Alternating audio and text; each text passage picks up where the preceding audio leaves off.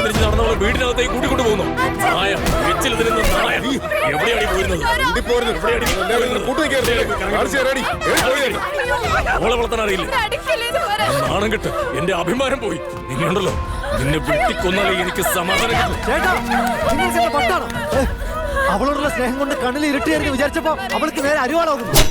ഏത് ജാതിക്കാരെ പ്രേമിക്കണമെന്നോ ഏത് ജാതിക്കാരോട് കൂട്ടുകൂടണമെന്നോ അറിയാത്ത ഇവളെയൊക്കെ ഉണ്ടല്ലോ.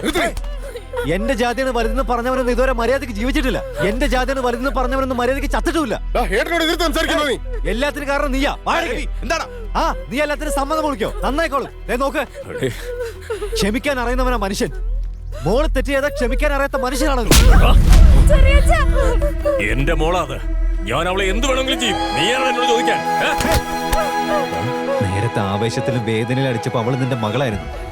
എപ്പോഴാണോ നീ അരിവാളെടുത്തത് അപ്പൊ മുതൽ അവള് നിന്റെ മകളല്ല, എന്റെ മകളാ.